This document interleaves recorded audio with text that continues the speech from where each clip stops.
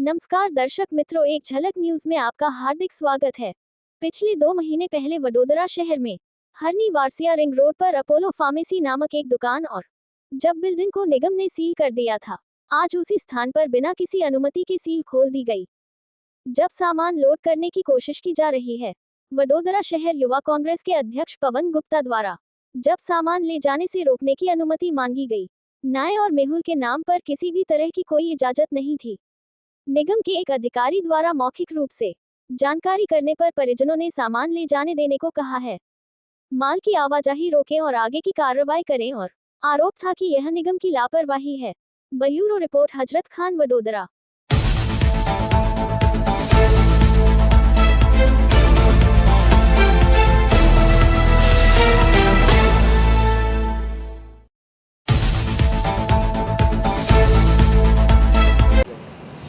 વડોદરા શહેરના અંદર દબાણ શાખાની ટીમ છેલ્લા 10 દિવસથી વિસ્તારના વડોદરા શહેરના જુદા જુદા વિસ્તારોમાં જઈને ગેરકાનૂની દબાણો દૂર કરવાનું કામ કરી રહ્યું છે ખૂબ જ સારું કામ છે।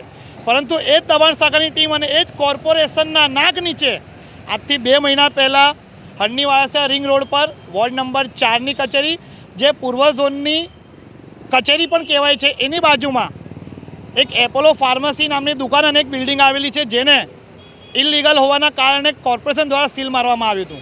ત્યારે આ સીલ મારેલી જગ્યાને પાછલા 24 કલાક દરમિયાન દુકાન માલિકે કોઈ મેહુલ નામના કોર્પોરેશનના અધિકારી જોડે સાંઠગાંઠ કરીને કોઈપણ પરવાનગી વગર આ સીલ તોડી અને અંદર પડેલા સામાનને સગે વગે કરવાનો કારસો કરી રહ્યા હતા। ત્યારે આજરોજ અમે સ્થળ પર આવીને અને આ સીલ મારેલી વસ્તુ ખોલીને જે સામાન સગે વગે થતું હતું એને રોકી અને પરવાનગી માંગવાનો જ્યારે પ્રયાસ કર્યો, ત્યારે દુકાનના માલિક સ્થળ પર આવીને સ્થળથી ભાગી ગયા। એમણે કોઈ મેહુલ નામના અધિકારીનું નામ લીધું, એ મેહુલ નામના અધિકારી જે તક આવ્યા નથી। અમે લેખિતમાં પરવાનગી માંગી છે, પરવાનગી બી એમના પાસે નથી। જો કોર્પોરેશન આવી રીતે આખા શહેરમાંથી દબાણ હટાવતા હોય, ગેરકાનૂની બિલ્ડિંગો તોડતા હોય અને ગેરસામાજિક પ્રવૃત્તિઓ જે થતા હોય એના પર રોક લગાવતી હોય, તો પૂર્વ ઝોનની ઓફિસની બાજુમાં આવેલી બિલ્ડિંગ, એમના નાક નીચે આવેલી બિલ્ડિંગનું સીલ તૂટી જતું હોય અને સામાન સગે વગે થતું હોય અને એમાં પણ કોઈ અધિકારીનો સાંઠગાંઠ હોય તો કોર્પોરેશન કેટલું સતર્ક છે એ ખબર પડે છે। અને કોર્પોરેશનના જો કોઈ અધિકારી આના અંદર સાંઠગાંઠ મળીને અને આ સીલ ખોલાવડાયું હોય તો એમના પર કાર્યવાહી કરી અને એમને પણ એમના પદ પરથી દૂર કરવામાં આવે એવી અમે રજૂઆત કરવાના છે। કોઈ ટેમ્પાવાળા વ્યક્તિને આ કામ સોંપવામાં આવ્યું હતું કે એમને મજૂરો રોકીને અને આ સામાન અહીંથી ઉપાડવાનો છે। સામાન ઉપાડીને કોઈક બ્રહ્મભટ્ટભાઈ છે, જે આ દુકાનના માલિક છે, એમને ઓર્ડર આપેલો અને એ બ્રહ્મભટ્ટભાઈએ કોઈ મેહુલભાઈ કરીને અધિકારી છે કોર્પોરેશનના, જેમના કહેવા પર માલ કાઢેલો।